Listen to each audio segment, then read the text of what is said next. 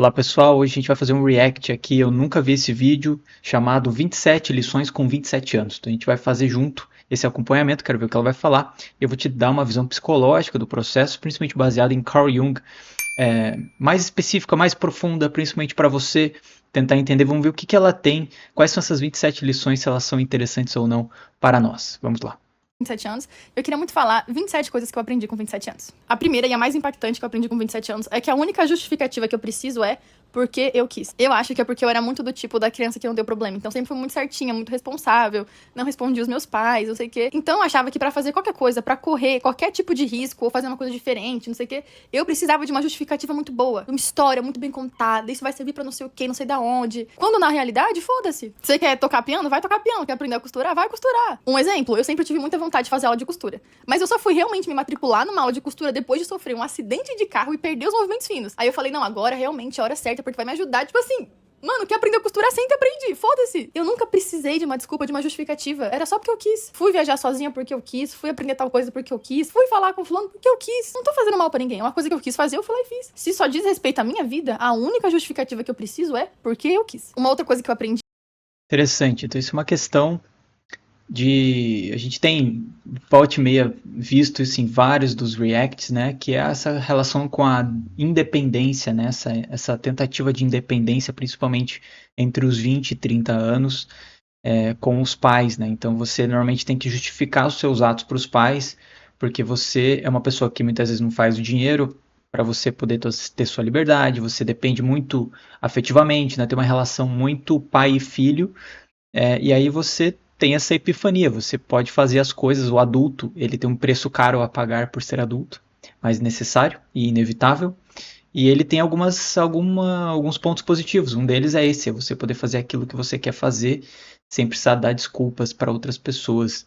Claro que você, por exemplo, vai ter um cônjuge e muitas vezes você vai ter que ter alguma responsabilidade sobre isso, mas você pode escolher fazer coisas, você pode tomar decisões, você pode ser proativo perante a vida, e isso é um ponto muito importante. É que sucesso pra mim é fazer as coisas com calma. Eu já vivi muitos altos e baixos profissionais e é sempre muito impactante como as pessoas validam muito mais o momento que você tá mais hypado profissionalmente ou com status profissional melhor e não necessariamente a fase de vida que você tá mais feliz. E pra mim foi muito chocante perceber como as pessoas sempre achavam que se eu tava bem profissionalmente, eu tava bem da cabeça. Mas tá bem profissionalmente, às vezes tinha um custo mental fudido. E pra mim foi muito louco perceber como o momento que eu tava tendo mais reconhecimento profissional pros outros não foi necessariamente uma fase boa da minha vida. Eu não tava bem. Eu me sentia muito bem sucedida, mas eu não me sentia muito realizada. E num outro momento que eu tava me sentindo muito confiante, com a autoestima muito boa, muito experimental, justamente porque eu diminuí um pouquinho a minha carga de trabalho, eu sentia as pessoas, às vezes, lidando como se eu estivesse numa fase ruim. Porque o trabalho não era a coisa mais importante da minha vida. E eu gosto muito do meu trabalho, mas eu gosto muito mais de mim. E aí eu percebi que o que é sucesso pros outros, pra mim não vale a pena. Sucesso pra mim é fazer as coisas com calma, trabalhar com calma, comer com calma, descansar com calma, viver com calma. O mundo já tá rápido e afobado o suficiente. Eu não quero piorar. E recentemente eu descobri que Bom, a limitação, a questão do sucesso, né, ela tem a sua subjetividade e também tem sua objetividade. Você definir o sucesso somente pela questão de fazer coisas com calma parece um pouco simplista, mas eu entendo a mensagem que ela está querendo passar. Normalmente nós temos uma balança, uma série de coisas que a gente precisa levar em conta para a gente se sentir satisfeito e feliz. Se você está trabalhando muito, muitas vezes você deixar de trabalhar muito é o sucesso, mas depois de um tempo você talvez ache que você não está dando o seu máximo para a vida, né? Você não está tirando o máximo da vida e você resolve daí fazer um movimento de ser mais bem sucedido. Então depende muito da fase que você está. Agora é fato que muitas pessoas simplesmente entram na cadeia produtiva sem refletir muito sobre a vida e aí elas vivem uma corrida de ratos e isso pode fazer muito mal para as pessoas nesse sentido. o sentimento de solidão e de vazio, eles fazem parte da existência humana. Porque realmente, gente, olhe para os lados, a vida não é lá um morango. Eu sempre pensei, não, se eu tô sentindo falta de alguma coisa, eu preciso de alguma coisa pra preencher essa falta. E o que eu descobri é que a falta está em mim. A falta é parte de ser uma pessoa. Seres humanos são seres faltantes, a gente sempre sente falta de algo. Então não é nada que eu preciso preencher pra resolver. A única coisa que vai me dar algum acalanto é aceitar essa falta, aceitar essa solidão, aceitar esse vazio. E não ficar tentando evitar e lutar contra ele, só aceitar que ele faz parte. Não existe vida humana sem sentir falta de algo. E por mais doido que seja, isso me deu muito alívio, porque eu percebi que não é uma coisa que eu tenho que resolver. Simplesmente é como funciona. Uma outra coisa que eu Boa, essa é uma boa reflexão. Tem um ponto aqui que depende do qual é a temática. Então, por exemplo, muitas vezes você ignorar o vazio, aceitar o vazio, não vai fazer com que ele suma e pode causar arrependimentos futuros porque ele tem a sua função de ser vazio e de te incomodar. Então, assim, tudo que é material, a gente sentirá vazio. Por mais que eu compre um carro, eu posso querer outro. Por mais que eu compre um navio, eu quero outro. Por mais que eu conquiste um país, eu quero outro. As questões materiais, elas são sempre infinitas. A gente sempre quer mais e nunca está saciado, porque é uma questão de conquista que está lá no nosso inconsciente coletivo gravado, que é o nosso, tem um molde lá, que a gente não consegue fugir disso, né? Tá impregnado. A gente pode diminuir e a questão espiritual é uma tecnologia, vamos chamar assim de forma mais categórica. O espiritual ela é uma tecnologia que foi criada justamente para você limitar essa busca por sempre querer mais matéria, mais matéria e mais matéria. Então você impede um pouco esse instinto de acontecer. Agora, por exemplo, vamos supor que você tem uma questão de ter filhos, de ter família, e você simplesmente sente que isso é só uma falta e ignora, mais para frente você pode pagar por isso, por não dar tempo depois, por exemplo, de ter filhos ou de ter mais dificuldade, sendo que era algo que você deveria ter refletido um pouco mais para ter um pouco mais de certeza. Tá? Que eu não estou dizendo que todo mundo tem que seguir o mesmo caminho, só estou dizendo que muitas vezes a reflexão é importante, porque isso é uma questão que também está impregnado na gente, no nosso inconsciente coletivo. A gente precisa refletir, pelo menos, para elucidar um pouco melhor essas questões. Eu aprendi recentemente, que na verdade foi só me lembrar, é que a incompatibilidade é normal. Desde que a palavra tóxico se tornou popular, então agora a gente tem comportamentos tóxicos, comidas tóxicas, não sei o que, tudo no mundo virou tóxico. Eu percebo a gente, enquanto sociedade digital, muito vigilante de qualquer micro comportamento de coisas mínimas, principalmente em relacionamento. Meu namorado não me acolhe do jeito que eu queria. Meu namorado foi no rolê comigo e ficou emburrado o rolê inteiro. Eu sempre acho que dá pra conversar e resolver, encontrar o meio do caminho. E, sabe, sempre tem um jeito. Mas às vezes, vocês são incompatíveis. Pura e simplesmente incompatíveis. Porque às vezes a mesma situação foi tóxico pra cada uma das partes, entendeu? Na perspectiva de cada uma delas. É só porque a primeira pessoa tem tal situação pra estresse, a segunda tem outra situação pra estresse, e a reação da primeira desencadeia o gatilho da segunda, e aí vira um... Entendeu? E não necessariamente alguém é tóxico. Eu, por exemplo, sou do tipo que fala manso, falo tudo com jeitinho, não sei o que, como pelas beiradas. Às vezes uma amiga minha mais direta me dá uma lapada assim, fala muito na cara, me magoa. E eu tenho certeza que ela não tá fazendo por mal. Ela pode ser a pessoa que mais me ama no planeta Terra. Eventualmente eu vou ficar muito chateada. Mas aí eu percebi que isso é uma coisa muito recorrente. Se mesmo depois de conversar não encontro o meio do caminho, incompatível. E eu também achei isso muito libertador, porque eu percebi que eu não tenho que ficar sempre administrando essa mesma queixa, esse mesmo estresse. Eu posso só, tipo assim, cara, reavaliar o quanto de presença eu quero essa pessoa na minha vida. E não porque ela é má, mas só porque me desencadeia ali um gatilho, enfim. Eu quero meu espaço. A dinâmica da nossa relação não funciona tão bem. Outra coisa que eu aprendi... E aí, o que você acha disso? Deixa aqui nos comentários, quero saber a sua opinião. Do ponto de vista psicológico, o que a gente vê muito e que faz parte da cura, muita gente que procura a terapia psicológica. Por sinal, se você busca terapia psicológica, eu tenho uma plataforma de psicologia chamada pdsaude.com.br. Você pode entrar lá, terapia acessível e feita sob medida. Mas as pessoas que procuram a terapia, elas muitas vezes estão centradas em si mesmas excessivamente. E o que não quer dizer que nós não precisamos olhar para nós mesmos. Só que é uma forma excessiva. Quando você olha para si de forma excessiva, tudo é tóxico e tudo é insuportável. Então qualquer coisa dá um gatilho e já é símbolo de incompatibilidade. E aí é impossível você conviver com o ser humano. É impossível. E quanto mais tempo passa, mais você se acostuma a viver consigo mesmo, e mais você se fecha, mais você se blinda. E quanto mais traumas, menos aberto você pode querer ficar. E por mais que você ache que você está se protegendo e que você está se amando, você está se fechando para o mundo e criando dificuldades com outras questões dentro de você que necessitam expressão. E esse é o grande problema. Se essas coisas não necessitassem de expressão, elas ficariam caladas. Mas elas começam a gerar neuroses. Porque você tampa, ela sai para um lado. Você tampa esse lado, ele sai para o outro. E você começa a ficar uma pessoa neurótica e começa a criar sintomas, e começa a criar doenças, e começa a ter uma vida bastante complicada. Se esse é um caso, né? Se é o caso de disfuncionalidade. Há uma disfuncionalidade no tratamento. Então é complicado. Eu acho que as pessoas hoje são muito centradas nelas. O que é difícil da gente fugir, porque tudo que a gente vê e admira são centralizações e admirações de um ego de outra pessoa que nós queremos colocar dentro de nós de alguma forma. Então é claro que existem traços que são complicados, mas quando você vai fazer uma análise de relacionamento, você não pode simplesmente pegar uma questão. Por exemplo, a pessoa fala muito grosseira comigo, pronto. Se você for fazer isso, simplesmente você não vai ficar com ninguém. E aí vem a parte, mas por que eu devo ficar com alguém? Você não deve, mas há algo dentro de ti que chama por isso. E talvez você possa diminuir um pouquinho o seu nível de intolerância, essa é a palavra, e começar os dois juntos, de fato, a construírem algo meio termo, nem para lá nem para cá. Algumas coisas você cede, outras coisas você abdica, você decide, toma, né, por si só. Isso era o normal dos relacionamentos, só que a gente realmente perdeu essa cultura, perdeu essa educação. Então a gente precisa reeducar e reentender hoje os processos de relacionamento.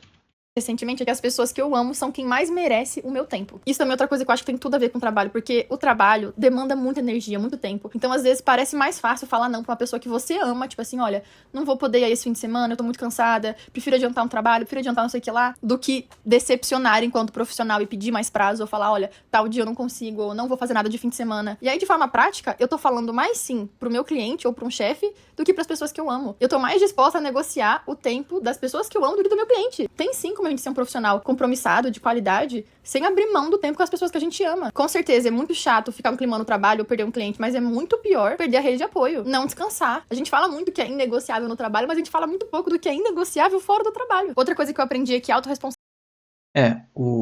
As pessoas que a gente ama, normalmente a gente acaba até descontando algumas coisas nelas, por elas terem essa tolerância e terem o amor. Então elas absorvem muitas coisas que outras pessoas já não conseguem. Se o teu trabalho é o seu ganha-pão, ele é a essência da tua vida e do teu bem-estar, porque se você interrompe isso, você fica num estado extremamente caótico e estressante. Então, você não pode brincar, né? E o mercado, ele muitas vezes coloca você numa imposição de horários e tudo mais que realmente é complicado. Então, você pode fazer uma transição de carreira, mudar o emprego, trabalhar de uma outra forma, assim, para conquistar mais liberdade, mas o ganha-pão é o ganha-pão. E ele é o essencial, sempre foi, né? Infelizmente ou felizmente, a vida é o que é. E a gente sempre trabalhou mais e descansou menos, né? Então essa é uma questão que... Mas sim, é uma questão importante. Se você conseguir criar mais tempo com as pessoas, puder falar mais não, você se sentir bem, ficar mais tranquilo com isso, é um equilíbrio importante. Nem para lá e nem para cá. Normalmente o equilíbrio é a solução para a maior parte dos nossos problemas. Nem muitas vezes, se você tem uma balança, e ela está assim, e você quer equilibrar ela, muitas vezes você não tem que fazer uma força aqui, você vai fazer uma força extrema.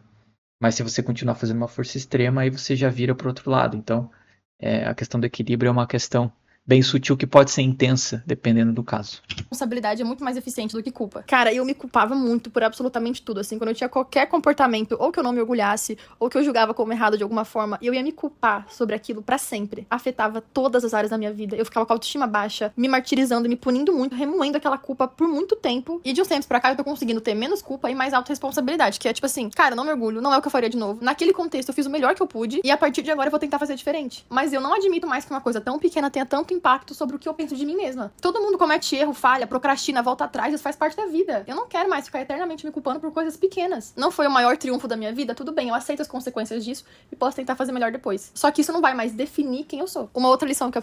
Isso é uma coisa bem legal.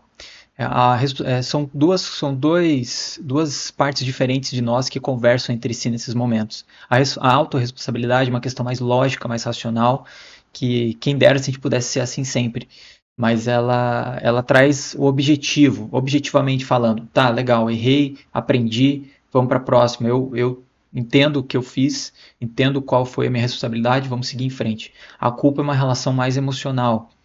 Se você teve uma família que ela te repreendeu muito por pequenas coisas, você vai se sentir culpado sempre que você fizer alguma coisa e sentir um peso enorme por isso. E muitas vezes são pequenas coisas que você encara como se fosse uma falha do seu caráter, ou seja, você errou uma vez, portanto você é uma pessoa terrível como por completo, ou seja, é uma exacerbação de determinado ato ou movimento. Então ela está certíssima nesse sentido. Agora, no ato, como você construiu esse caminho neural, esse complexo, ele sempre vai vir antes. Então, assim, ele vem antes da razão, ele vem antes. Então, o que você precisa fazer é trabalhar o sentimento quando aparece e começar a voltar a entender e voltar ele para a racionalidade lógica e fria dos fatos e inteligente. Isso é um processo que você sempre vai precisar fazer. Ele nunca vai... se você já é adulto, é difícil a gente refazer completamente esse caminho que foi criado lá na nossa infância, na nossa adolescência. Mas é bem bacana. Aprendi recentemente é sempre priorizar conversar pessoalmente. Por mensagem, a gente perde muita nuance, a gente perde muito detalhe, a gente perde o olho no olho, o toque, o nível de atenção que a pessoa dá pra aquilo, quanto ela te escuta de verdade. Também acho que por mensagem as pessoas ficam mais inflamadas e tem mais a tendência de falar coisas que elas não falariam pessoalmente. Parece que é tudo tão urgente que até resolver coisas com que a gente ama se torna uma coisa urgente pra ontem. Então a gente tem que fazer agora, por mensagem de texto, não sei o que, quando às vezes esse tempo pra pensar no assunto, até encontrar a pessoa, ia ser fundamental pra você digerir toda a situação. Pensar melhor o que aconteceu, rever os seus sentimentos. Porque eu tenho que ser prática pra resolver uma situação com quem eu amo, se ela merece minha atenção, meu tempo, minha disponibilidade. Outra lição que eu aprendi. Uma coisa que eu vejo sempre dos profissionais é que eles trazem sempre o ideal. Então, por exemplo, se você vai no dentista, você vê alguma reportagem de dentista, eles vão falar assim: olha, você tem que escovar o dente por 25 minutos.